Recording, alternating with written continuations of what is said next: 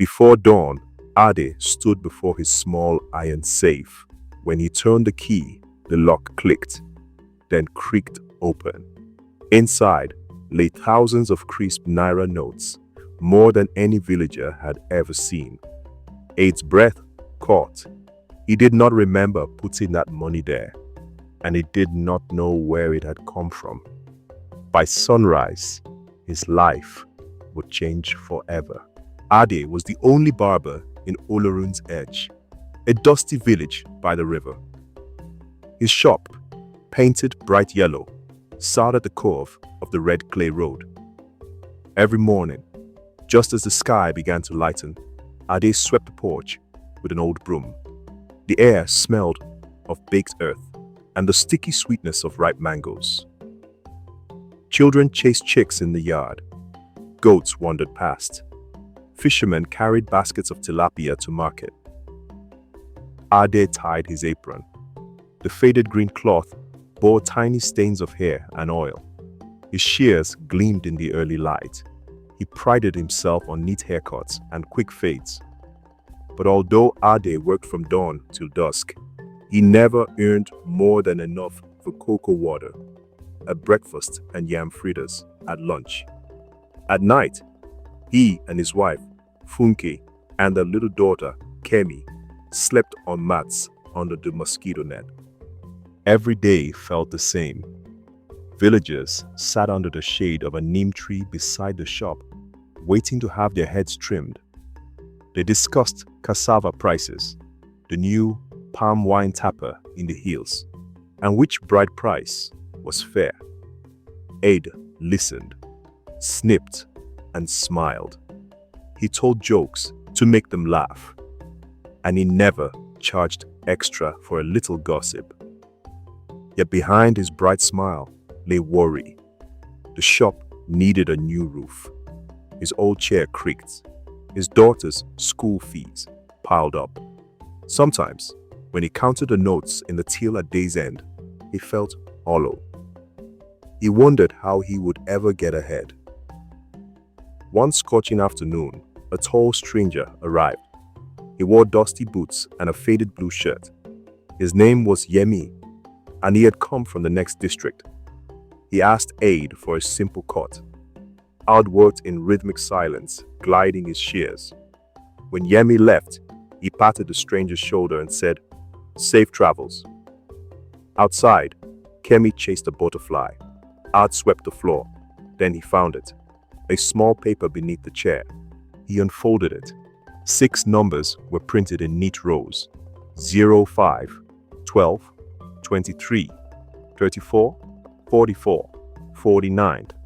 Above them were the words, "Grand Prize Draw." Ade frowned. A lottery ticket, worth enough to solve half his problems. Yemi had not noticed it fall.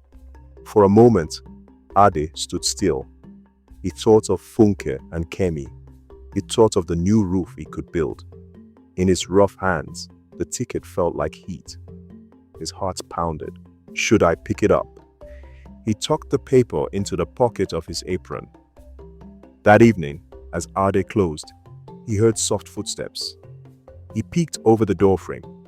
A lean man in a crisp white uniform stood in the yard. He carried a leather satchel and wore a serious look. "Good evening, sir," Ade said, feigning calm. The uniformed man nodded. He glanced at Ade's apron. "Did you see a lottery ticket? 6 winning numbers." Ade felt beads of sweat. He kept his face still. "No, sir, nothing like that." The man paused, stared, then turned and left without a word. Ade's hands shook as he locked the shop. He reached inside his apron and pulled out the ticket. It felt heavy. He took it home. That night, he placed it under his pillow. He could not sleep. In the dark, Ade dreamed. He dreamed the ticket spoke in a sharp whisper, "Return me, or face the course." He jolted awake. Morning light streamed through the window. The ticket lay on the floor beside the bed. Ade frowned. Had it fallen? He picked it up and stashed it deep in his pocket. Downstairs, Funke served cocoa and akara. She noticed Ade's pale face. "You look tired," she said. "I had a bad dream," he lied. Funk's eyes searched his. She wanted to ask more, but she only pressed his hand. Ade blushed with guilt. That day, the village buzzed with news. The grand prize draw had happened. A single ticket matched all 6 numbers. The winner would collect 1 million naira at a district office at dawn. Villagers gossiped in the shade. "I hear the winner lives right here. Maybe it's you, Ade. You bought a ticket." Ade's heart thundered. They could not know. He pretended cheer, but his tongue stuck. He cursed himself for keeping the ticket. At midnight, there was a knock on the shop door. Ade peered out. It was Olumide, the palm wine tapper. His face was drawn. "Please," Olumide whispered. "I lost my chance. I sold my only goat for that ticket. I thought I could help my mother. If you find it..." He stopped, fighting tears. Ade's stomach twisted. He led Olumide inside. The tapper sat on an old stool. Ade stood there, close enough to touch. Silently, Ade's hand slipped toward his pocket. He thought of the official, of his wife's worried eyes, of the course in his dream. He took out a ticket and laid it on the counter. Olumide's eyes widened. He reached for it, then hesitated. You're giving it back?" he choked. Ade nodded. "It's yours." Olumide clutched the paper, his face softening. "Thank you." He hurried away, afraid the ticket might vanish again. As dawn broke, Ade walked to his shop. He heard a rumble of voices. A small crowd had gathered. At its center stood Chief Balogun, the village head. He wore his leopard skin cap and held a scroll. "A winner has come forward," Chief Balogun announced. "Olumide, the tapper, has claimed the prize, but he has given most of it to our barber, Ade, for his kindness." Gasps flew through the crowd. Ade froze. He had done no kindness. He had only done what he believed was right. Olumide stepped forward. He carried a heavy cloth bag. He placed it in Ade's hands. The weight made Ade's knees tremble. He unwrapped the cloth. Bright Naira notes fluttered inside. "Take this," Olumide said, voice thick, "a token of my gratitude for your honesty." Silence fell. Then the villagers cheered. Women wailed, children danced, drummers beat out a fast rhythm. Ade thought he might swoon. Over the next weeks, Ade's life changed.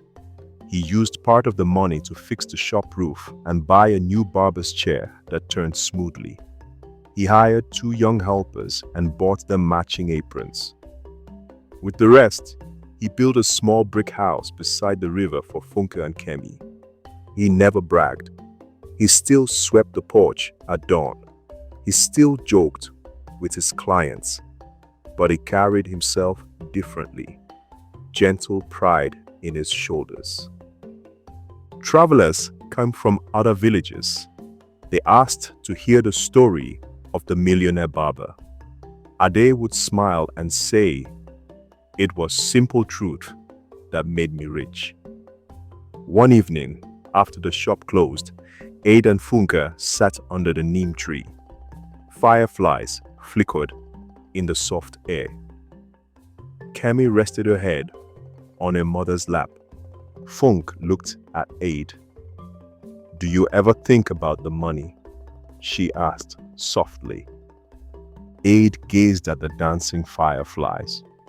"Sometimes," he said. But the real gift was knowing I did right. No coin can buy that peace. Funk smiled. Aid took her hand. They watched the river flow, steady and sure. Months passed. Aid's shop flourished. He started a small fund to help villagers pay school fees. He organized a weekly story night where children gathered to hear folk tales. He taught them simple lessons. Honesty matters. Kindness ripples outward.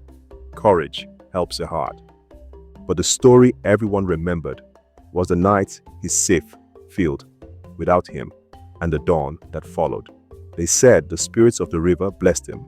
Others whispered that the great good Olorun rewarded one who did good. Ade did not mind the towels. He only cared that his family was safe, his village closer, and his heart light. Years later, people still tell how Aid the barber became a millionaire overnight. They speak of the lost ticket, the course in the dream, the man in uniform, the midnight visitor, and the ₦1,000,000 gift. They laugh at how Ade nearly kept the money until his own honesty chased him awake. In Olorun's edge, they live by one saying, true wealth is the kindness you give and the trust you keep. And every night, under the neem tree, by lantern light, children fall asleep to that story, dreaming of the barber who chose right and found treasure in his own heart.